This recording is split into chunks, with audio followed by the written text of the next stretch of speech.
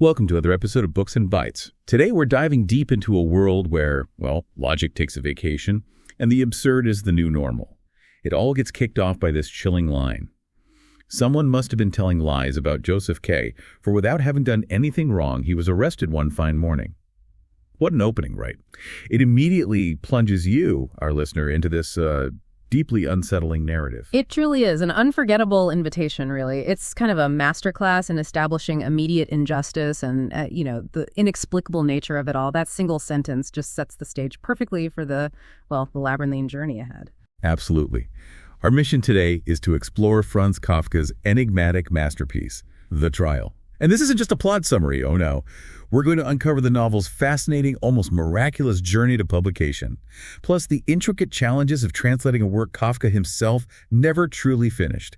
And of course, the enduring themes of power, bureaucracy, and individual struggle that make it feel so incredibly relevant, even for you today. You're in for some surprising facts and plenty of aha moments as we aim to give you a shortcut being well-informed about this seminal work. Right. We'll navigate this unsettling world with clarity, engaging insights, and a laser focus on what makes the trial so profoundly impactful.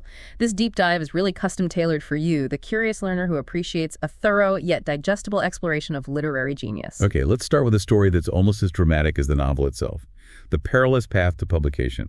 Because, believe it or not, the trial almost never saw the light of day.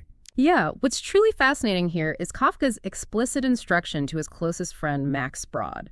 Kafka told Brod to burn unread all his diaries, manuscripts, letters, sketches, basically anything unpublished. Imagine the immense weight of that request, especially coming from an author known for, his rigorous artistic standards and, as Brod put it, his merciless self-criticism. A truly immense responsibility to place on a friend. That's huge. But Brod, well, to his eternal credit, he had this unwavering conviction.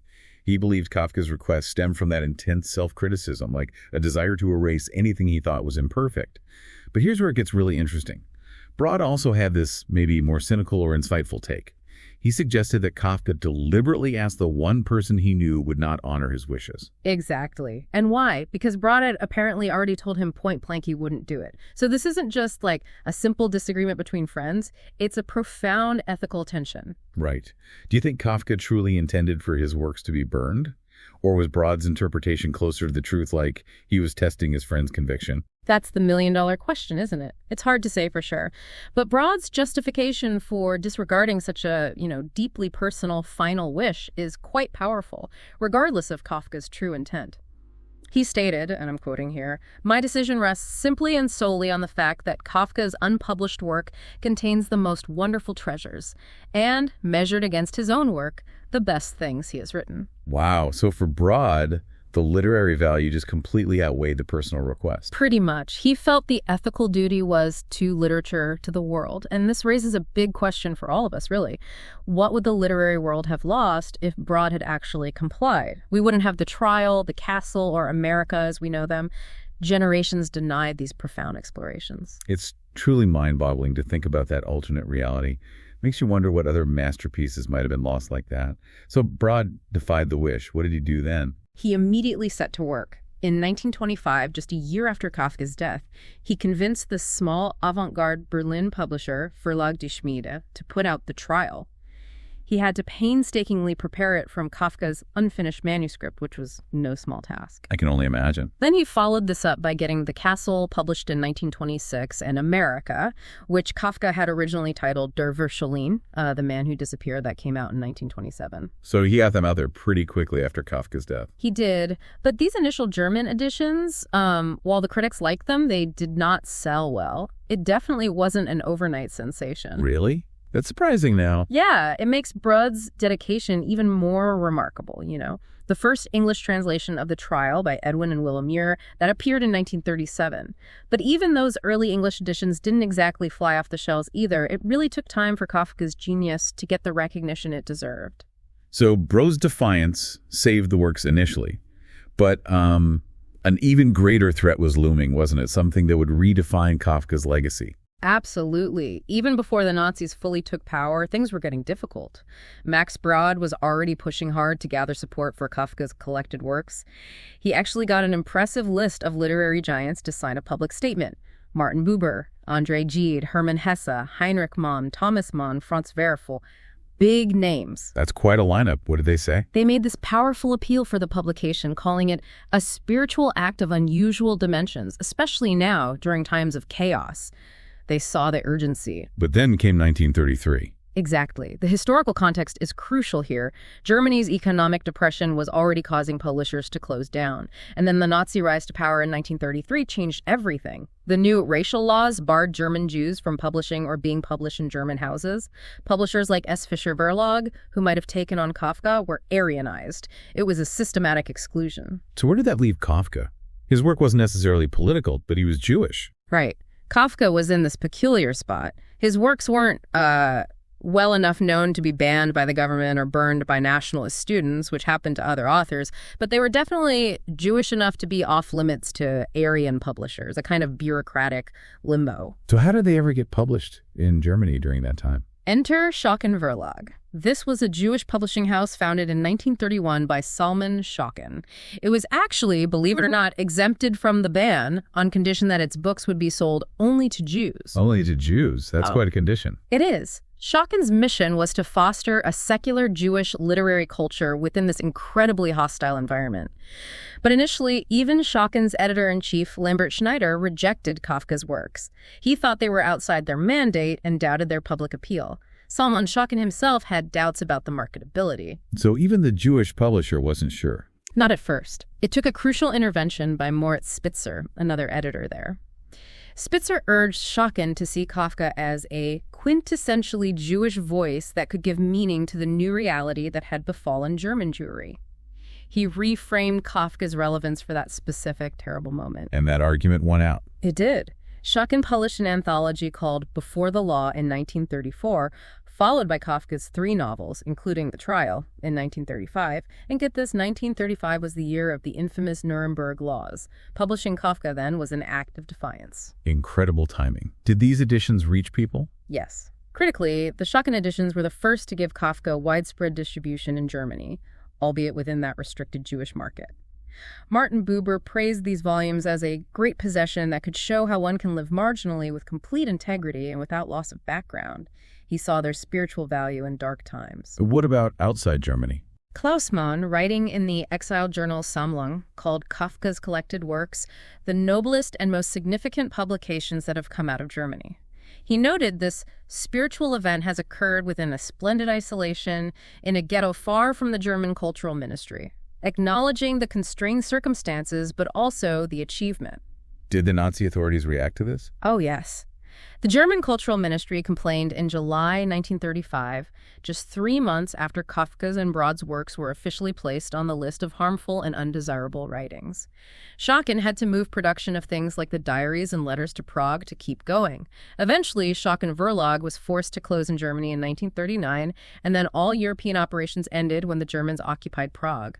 Brod himself had to flee, carrying Kafka's manuscripts in a suitcase. Just unbelievable. The world almost lost these works multiple times over. It really is a miracle they survived. So, Kafka's works survived the Nazis, a miracle in itself. But even after that harrowing escape, another battle began the struggle to understand his true words, especially since, as you said, he never actually finished the trial himself. This brings us to the fascinating topic of the art of unfinishedness and translation challenges. That's precisely it. Max Brod's initial editorial interventions, while, well-intentioned and absolutely crucial for Kafka's early recognition, they became a subject of intense scrutiny later on. His main concern, remember, was to create an accessible, unified text. He wanted to establish Kafka as a great novelist because at the time Kafka was mostly known as a master of the small form, like short stories. Right, and to achieve this, Brod did quite a bit of editing, didn't he? He wasn't just compiling pages. Oh, definitely not. His methods included publishing only the chapters he considered finished. He made some minor additions to the 8th chapter, Block, the Merchant, Dismissal of the Lawyer, which was almost done. He also expanded numerous contractions Kafka used, like turning FB into the full Fräulein Bürstner, and he corrected what he saw as obvious slips of the pen. Okay, that sounds like standard editing, maybe.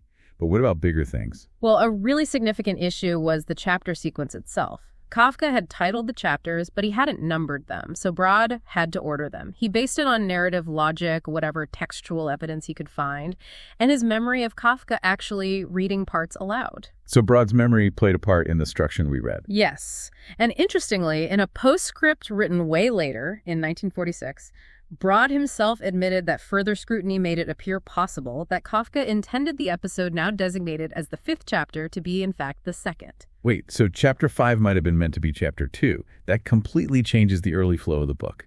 It could, yeah. But Brod decided against changing it, basically saying the original order must forever remain doubtful. So he stuck with his initial arrangement. Wow. So the very structure we've been reading for decades might not have been exactly what Kafka envisioned. This really speaks to what you mentioned earlier, the impermanence of translation itself. It does. Translator Breon Mitchell puts it really well. He talks about the strange phenomenon that original texts can endure for centuries, but almost all translations age quickly.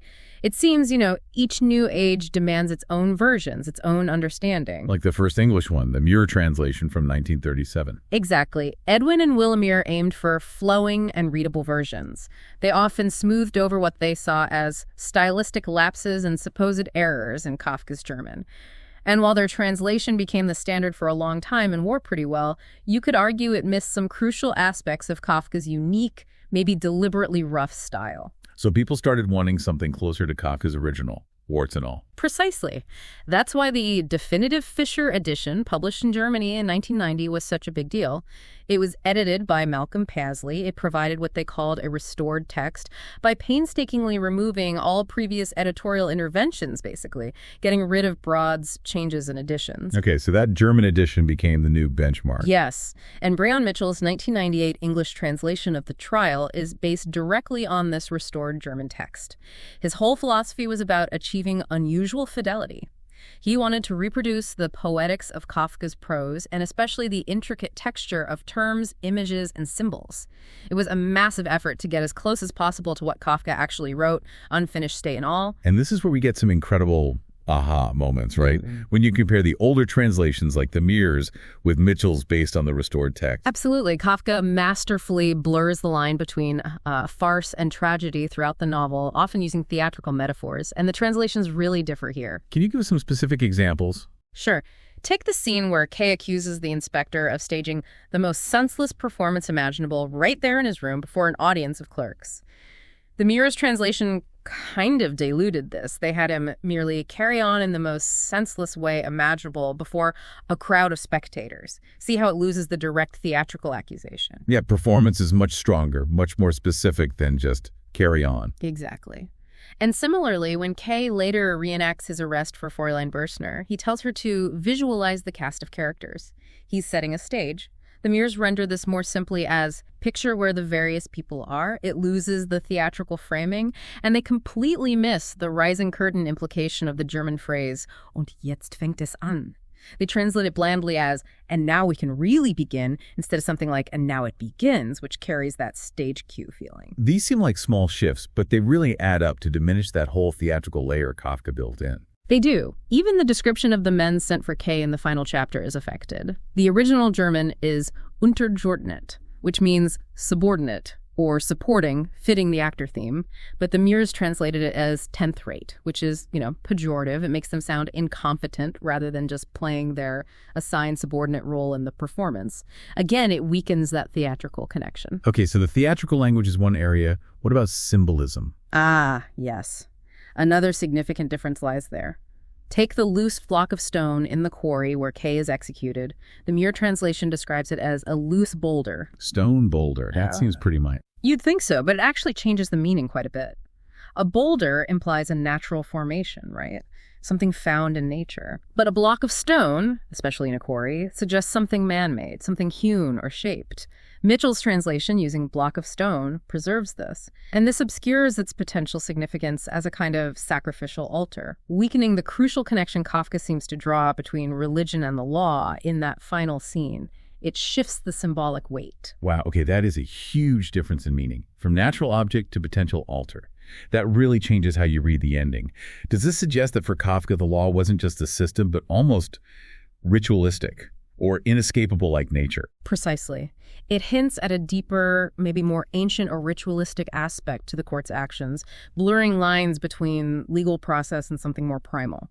And it's not just individual words like that. The consistent rendering of certain verbs is also key. Take the German verb überfallen. It means to attack by surprise, or assault. Kafka uses it strategically throughout the novel. Its consistent translation is vital for understanding the connections, the echoes between different events, like what happens with Fräulein Bürstner early on and Kay's ultimate fate, the final verdict.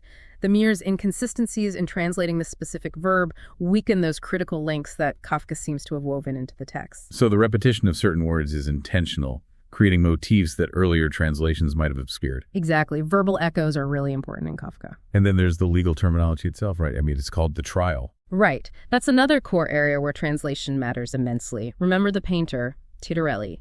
He outlines 3 possible outcomes for a trial in this weird court system. He calls them actual acquittal, wirkliche Freisprechung, apparent acquittal, scheinbare Freisprechung, and protraction, which in German is Verschleppung.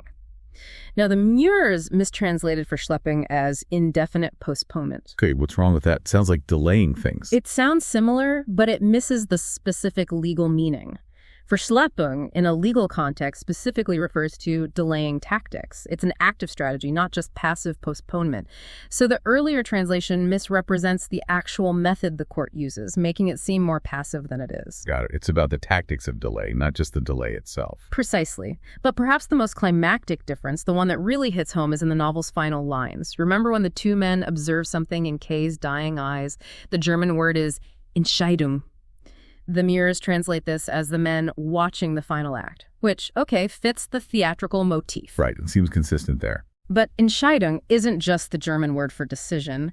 In a legal context, it's also the precise term for a judge's verdict. Oh, wow. Yeah, Wow. This is the verdict. The one K has been moving toward, or that's been moving toward him throughout his entire year-long struggle. It's the judgment he observes reflected in his own eyes at the moment of death. And the earlier translation completely misses that profound, chilling, legal culmination. It frames it as theater, not judgment. That's a truly chilling difference right at the most critical moment. It reframes his entire ordeal. But if Kafka left the novel unfinished, what about its rough edges? Are these newer, more faithful translations just fixing Kafka's own errors, smoothing things out anyway? That's an excellent question and a really important point about Mitchell's approach based on that restored text. He explicitly acknowledges that The Trial is clearly an unfinished novel with rough edges. It wasn't polished by the author. So Mitchell made the conscious choice to retain what might look like apparent anomalies or inconsistencies. Like what kind of things? Well, for instance, there are inconsistent spellings of a minor character's name, sometimes Coolidge, sometimes Coolidge. There's some time confusion in the cathedral chapter. Kay plans to meet an Italian client at 10 o'clock, but then later the priest refers to the time as 11. And maybe most famously, the lawyer's maid, Linny, initially sleeps in a room described as windowless. But then a few pages later, Kay looks through the keyhole and sees moonlight coming from a window in that same room. Okay, yeah, those sound like things an editor might normally fix. Right. But Mitchell argues these aren't necessarily errors to be smoothed over in Kafka's case. He points out that Kafka constantly distorts time and space and often underlines the frailty of human perception in his work. So these apparent slips might actually be part of Kafka's intended effect, part of the disorientation. They're part of Kafka's text in progress. Mitchell's fidelity allows us, the readers, to experience the text as close as possible to how the author actually left it, rough edges and all. It gives us a direct view into his creative process and the unsettling world he was building. That makes sense. Preserving the ambiguity and the strangeness.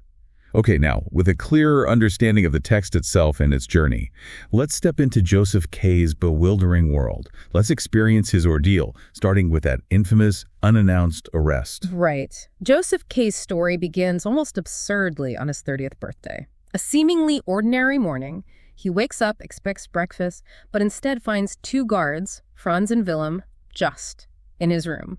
eating his breakfast, no less. This immediate invasion of his personal space, the complete lack of due process, it sets the tone instantly. Yeah, just appearing in his room, and they don't explain anything. Nothing. He's simply told he's under arrest. But for what crime? By what authority? Is there a warrant? Nope. The guards offers zero answers. Their line is basically, we don't answer such questions. It immediately establishes the impenetrable wall of the system. And K's reaction is disbelief at first. Yeah, his initial thought is it must be some kind of crude joke played by his colleagues at the bank, maybe for his birthday. He even decides to sort of play along with gravity, but that quickly gives way to this chilling understanding, especially when the guards mention the law and how their department is attracted by guilt. It suggests a pre-existing, almost inherent guilt that the system just sniffs out. So the guilt comes first, then the arrest.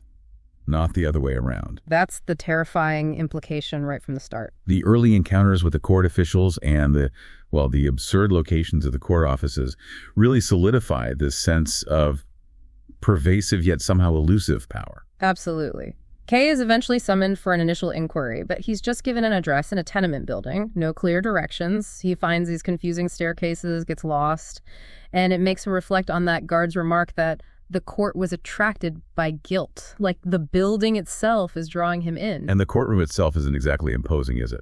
Not at all. It's a crowded, stifling attic space. It feels like a staged gathering for a gallery of onlookers. It's filled with these two parties of people in old, long, loosely hanging formal coats. Kay initially mistakes it for some kind of local political meeting, not a court. And he arrives late. He does, and he's admonished by the examining magistrate. But Kay defiantly delivers this speech, claiming he speaks for them, not for myself, seeing his case as typical.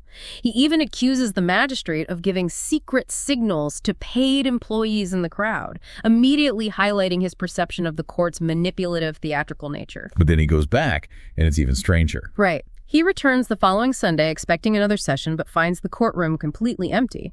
A woman tells him, no session today. And get this, the courtroom is actually the living room of the court usher and his wife. They live here rent-free, but we have to move our furniture out on days when the court is in session. The courtroom is someone's apartment. Yes, and the law books Kay saw on the magistrate's table. They turn out to be old, dog-eared books filled with indecent pictures and some trashy novel called The Torments Greet Suffered at the Hands of Her Husband Hans. That's incredible. It just completely debases the idea of the court. Totally. It reveals the court as simultaneously powerful, it disrupts lives, holds sessions, but also utterly squalid, seedy, almost farcical. It operates in the forgotten corners of everyday life. Kay actually finds these unimpressive settings, like the later court offices, also in an attic, somewhat reassuring at first. He thinks maybe a court with such limited funds or obviously corrupt officials can't be that powerful. He compares it unfavorably to his own large office in the bank. But that's a false hope, isn't it? Completely false, because then he sees the other defendants waiting in the hallway outside these miserable offices. They're described as carelessly dressed, but belonging to the upper classes, yet they're totally humbled, unable to even answer simple questions when Kay speaks to them.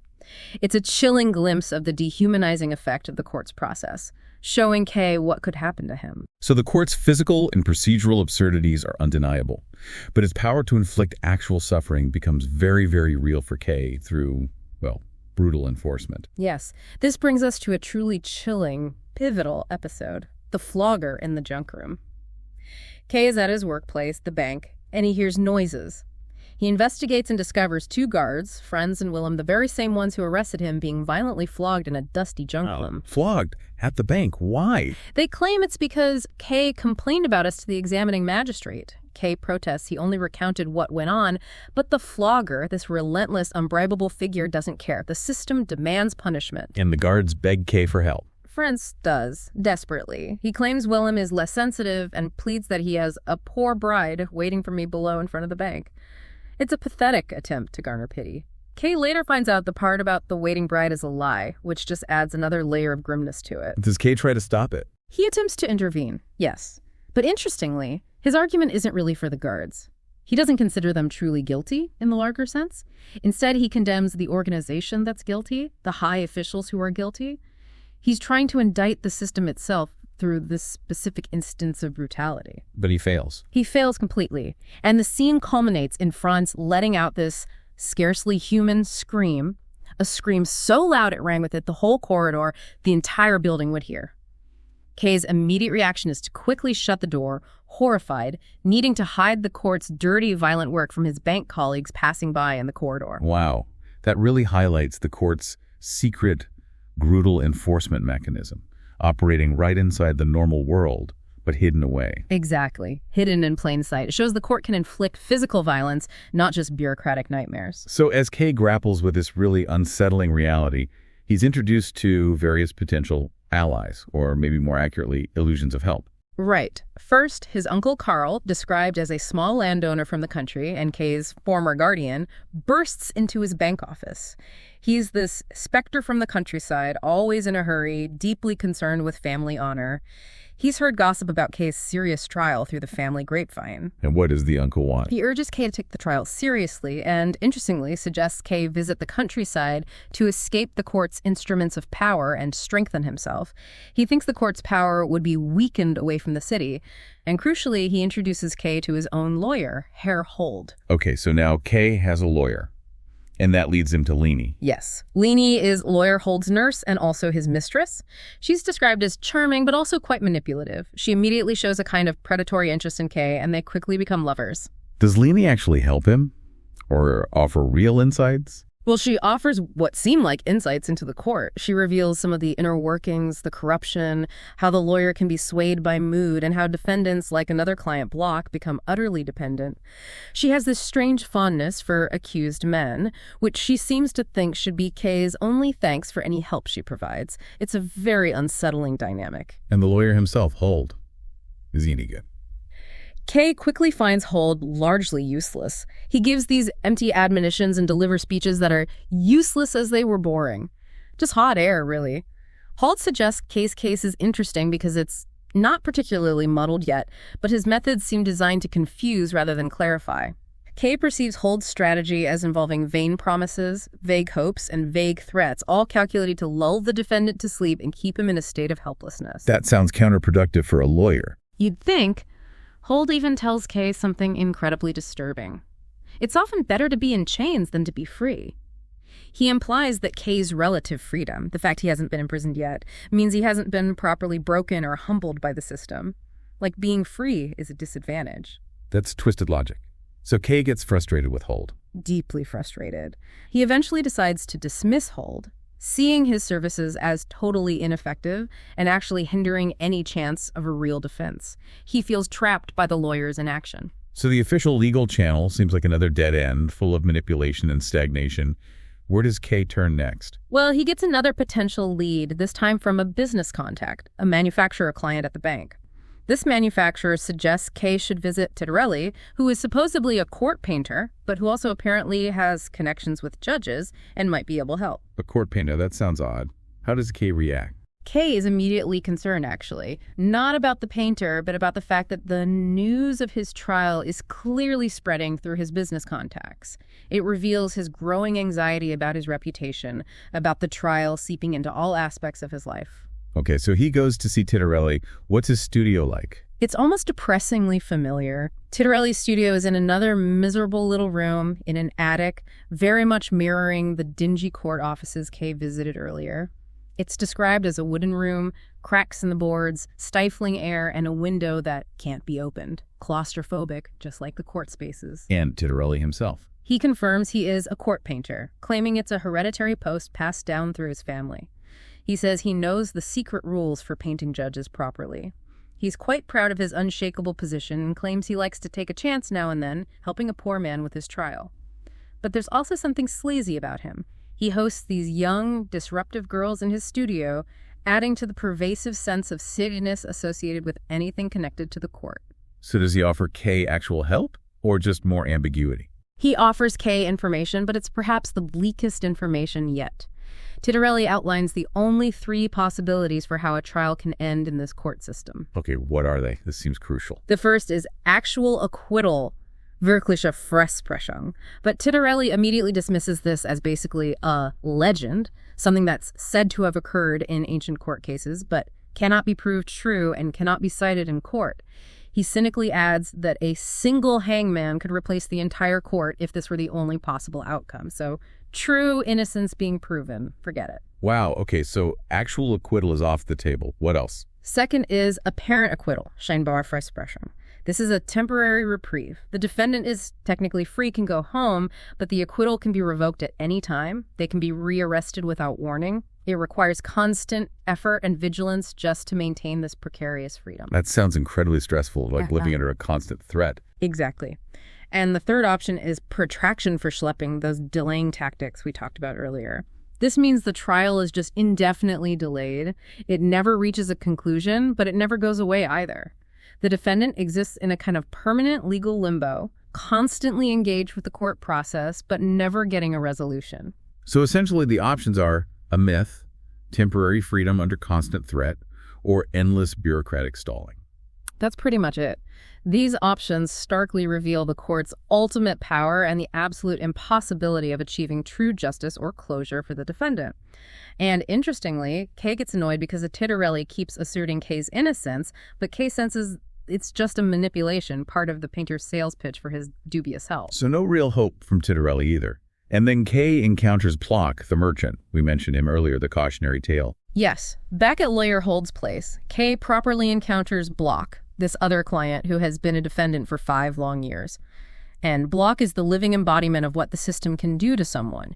He's completely broken, utterly subservient to Hold and even to Lanny. He literally sleeps in a tiny, windowless maid's room at Hold's house, constantly on call, waiting for any scrap of information or instruction from the lawyer. His life revolves entirely around the trial and the lawyer. What does Block tell K? Does he offer any useful advice? Block mostly warns K against trying to reach the great lawyers, these mysterious high officials within the court system. He says they're impossible to contact and only defend those they wish to defend. He describes the utter futility of trying to seek their help, explaining how it just makes the regular lawyers seem useless and ultimately leads to despair. It's a picture of total helplessness within the hierarchy. And how does K react to Block? K observes Block with this mixture of annoyance and, frankly, disgust. He clearly sees him as a cautionary tale, a frightening example of what can happen to a defendant who fully submits. And the way Lenny treats Block with total condescension, like he's a dog, just further highlights his degraded, dehumanized state. So seeing Block must really make K's own situation feel more urgent, more dangerous. Definitely. K explicitly realizes his own situation is worsening. He admits he can no longer disregard the trial, pretending it's not real or important. Family considerations are involved now. His job at the bank is clearly being affected, and even his complicated relationship with Fräulein Bürstner seems to fluctuate with the trial itself. Everything is being poisoned by it. He feels the need to act then. He recognizes the need to intervene personally and take charge of his own defense, rather than relying on useless lawyers like Hold. But this decision itself throws him into crisis. He understands that defending himself means exposing himself to greater danger, stepping further into the court's grasp. He finds himself struggling with profound doubts about his own judgment, feeling totally paralyzed by the mere decision to defend himself. The system drains his will even to fight it. Having witnessed the court's brutality, the absurdity and the futility of human efforts within its system, from lawyers to painters to subservient clients, K seems utterly lost. It's perhaps no surprise then that he seeks guidance from a spiritual authority, leading us to one of the novel's most iconic and perplexing scenes, the priest's council in the cathedral. This chapter, in the cathedral, is a real turning point, maybe the point of no return for K. It starts with K actually receiving a phone summons from the court offices, asking him to show an Italian client around the city's art treasures, starting at the cathedral. K initially decides to skip it, preferring to meet his sometime lover Elsa, and he even muses on the wisdom of inciting the court to exercise its powers by ignoring them. But he ends up going to the cathedral anyway. The Italian client doesn't show up. No. Instead, K unexpectedly encounters a prison chaplain who is also a priest in the vast, dark, nearly empty cathedral. And the priest doesn't waste any time. He immediately admonishes K, calling out his name from the pulpit. He says, "You seek too much outside help, particularly from women. Haven't you noticed that it isn't true help?" He even dismisses the art album K brought as an irrelevancy. Wow, straight to the point. Does he talk about the trial? Oh, yes. He delivers the blunt, devastating truth directly to K. He asks, "Do you realize your trial is going badly?" And then states, "They think you're guilty. Your trial may never move beyond the lower courts. At least for the moment, your guilt is assumed proved. Assumed proved. Not suspected, but proved. Exactly. The assumption of guilt is treated as fact by the court. And how does K react to being told he's considered guilty? He reacts with predictable vehemence. He exclaims, "But I'm not guilty. It's a mistake. How can any person in general be guilty? We're all human after all, each and every one of us." It's a desperate appeal to common humanity, to logic. But the priest has an answer for that. A chilling one. The priest simply replies, "That's right, but that's how guilty people always talk." Oh, man. That just shuts down any possibility of asserting innocence, doesn't it? The very act of denial becomes proof of guilt in the court's twisted logic. Precisely. It's a perfect, inescapable trap. And the priest then offers this crucial, terrifying insight into the fundamental nature of the court K is facing. He says, the judgment isn't simply delivered at some point. The proceedings gradually merge into the judgment. The proceedings merge into the judgment. What does that even mean? It means the trial is the punishment, the process itself, the endless waiting, the anxiety, the degradation, the bureaucratic entanglement that is the verdict unfolding over time.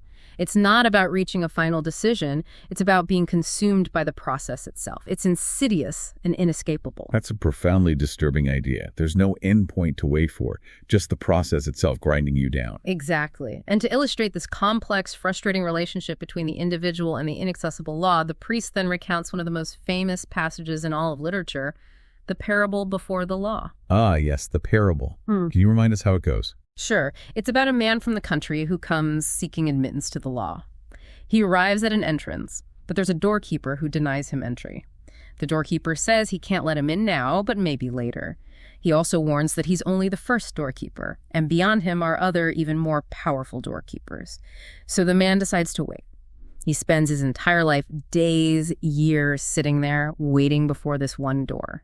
He tries everything. He questions the doorkeeper endlessly. He tries to bribe him. The doorkeeper accepts the bribes, but says he only takes them for that you do not think you have omitted anything. The man grows old, his eyesight fails, he becomes frail, almost childlike, just sitting there in the waiting area. He sees a radiance coming from the doorway of the law, but can never enter. And then, right at the end, right before he dies, he asks the doorkeeper one final question he's never asked before. Why, in all these years, has no one else come seeking admittance to the law? And the doorkeeper bellows at him. No one else could ever gain admittance here because this entrance was meant solely for you. I am now going to close it. Chilling.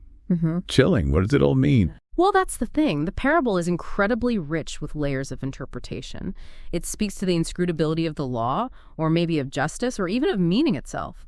It highlights the individual's desperate attempts to understand and gain access, the potential for self-imposed limitations, did the man really try everything, and the ultimate futility of struggle when confronted with an ambiguous, seemingly arbitrary authority. And how does K react to the parable? Does he understand it? K's reaction is key. He immediately tries to dissect it logically, to find rational explanations for the man's actions and the doorkeeper's words. He argues about whether the doorkeeper deceived the man. But the priest offers no definitive answer. Instead, he presents multiple, often contradictory, scholarly interpretations of the parable. Was the doorkeeper subordinate to the man? Was he simple-minded? Was he himself deceived? The priest layers interpretation upon interpretation, muddying the waters further. So the attempt to find clarity just leads to more confusion. Exactly. It perfectly mirrors K's entire experience with the court. The parable and the discussion around it highlights the court's fundamentally ambiguous nature, which constantly frustrates K's and our desire for clear, rational understanding. The law remains impenetrable, its logic elusive. Okay, so after this encounter in the cathedral, where logic fails and guilt is assumed, it feels like all pathways to understanding, let alone escape, have been closed off for K.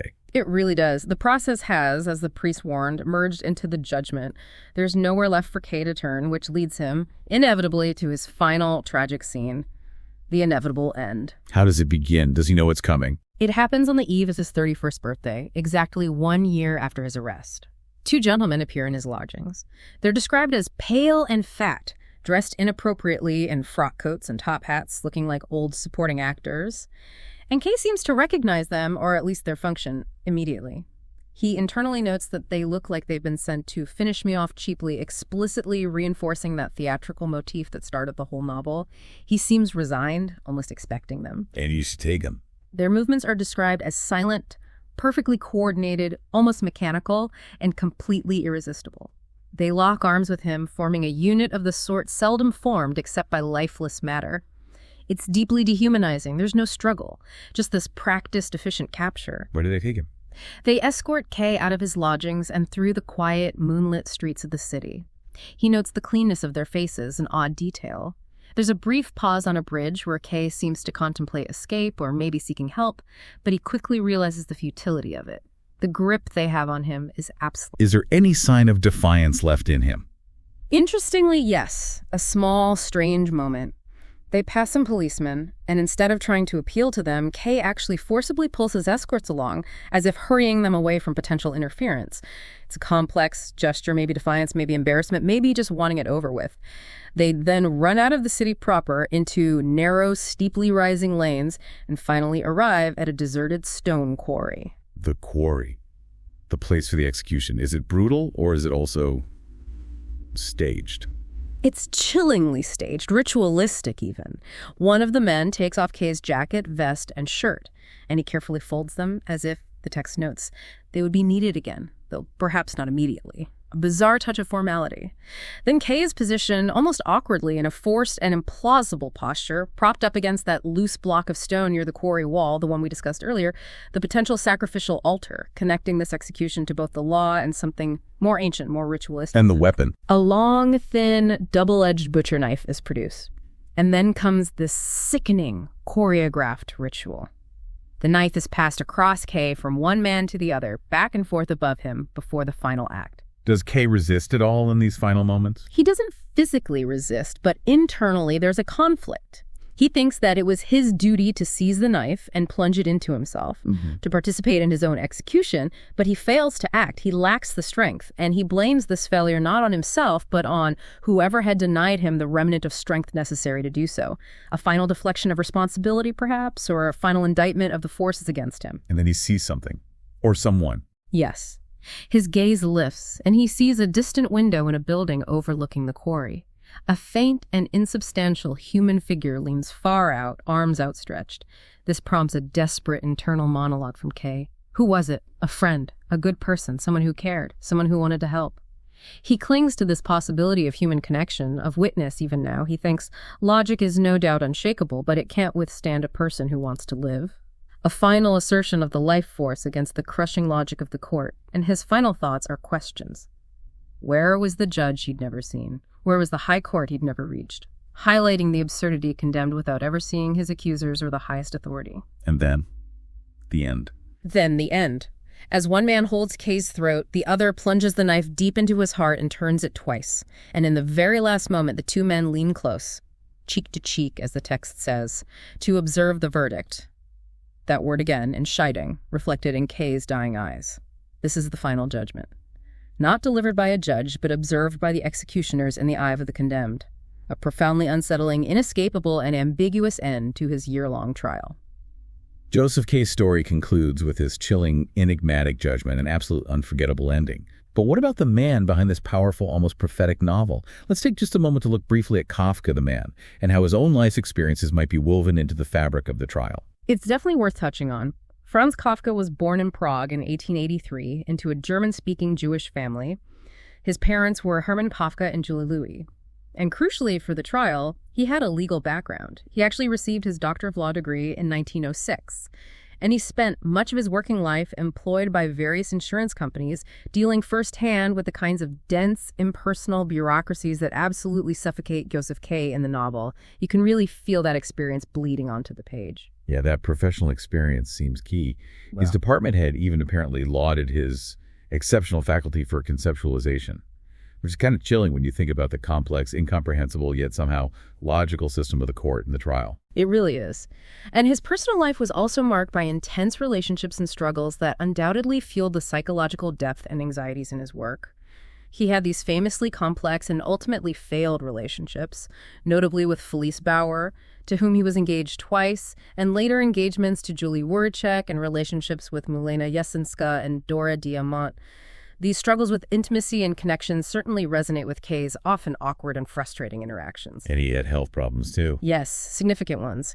He was diagnosed with tuberculosis in 1917, which eventually killed him. He also suffered what was termed a nervous breakdown in 1922. And there were earlier personal crises to stress over his family's asbestos factory, even considerations of suicide back in 1912. These experiences with alienation, illness, physical confinement, and the feeling of being trapped by circumstances are clearly reflected in Josef K's nightmarish journey. So despite the day job and all these personal difficulties, he was still writing prolifically. Incredibly so, often writing late at night after work. His most famous period includes writing The Judgment and the Transformation, which we know as The Metamorphosis, in 1912, then starting America that same year. The Trial and In the Penal Colony were largely written in 1914. The Castle, another unfinished masterpiece, came later in 1922. He was also deeply interested in things like a visiting Yiddish acting troupe, which sparked his interest in Eastern European Jewish culture, as well as Judaism more broadly, and philosophers like Kierkegaard, who explored themes of anxiety and faith. And all this culminated in that final famous request to Max Brod to burn his manuscripts. Exactly. A desire for self-erasure, perhaps stemming from that intense self-criticism, which ironically, because Brod disobeyed, led to his enduring literary legacy. Kafka died young in 1924, leaving behind this incredible body of work that was nearly lost but ultimately preserved thanks to his friend's difficult decision. His own life really does seem to deeply inform the unsettling world he created. And that brings us towards the end of our deep dive into Franz Kafka's The Trial. We've journeyed through its labyrinthine world, haven't we? From its near destruction at the hands of its own author, through the fight for publication against incredible odds, to its triumphant yet still challenging journey through translation. We've seen how Josef K's bewildering arrest, the absurd court offices, the hidden brutality of the flogging, and his elusive, frustrating quest for justice all culminate in that deeply unsettling yet somehow profoundly insightful final verdict. Yeah, this deep dive has really shown us, I think, how the trial continues to speak so powerfully to our own modern anxieties. Worries about unchecked power, faceless bureaucracy, the struggle for individual agency, and, that basic human search for meaning in what can often feel like an incomprehensible system.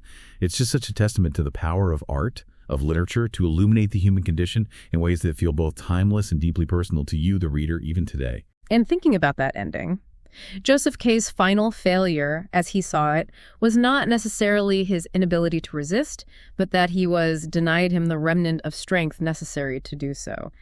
What does that profound statement imply, do you think? About true innocence, maybe? Or the nature of guilt? Or perhaps the absolute limits of individual will when you're confronting an all-encompassing, inscrutable authority like the court? What stands out to you, our listener, as the most chilling aspect of K's journey through this process? Something to really chew on. Definitely something to think about. If this deep dive has sparked your curiosity about the intricate texture and unique style of Kafka's prose, especially considering those translation differences we discussed, we highly recommend exploring Breon Mitchell's translation of The Trial. It really tries to capture Kafka's original German as closely as possible. You can find links to grab a copy of the book in the description below. And while you're there, be sure to subscribe to Books and Bytes for more explorations into the world's most fascinating sources. We'll catch you next time for another journey into the depths of knowledge.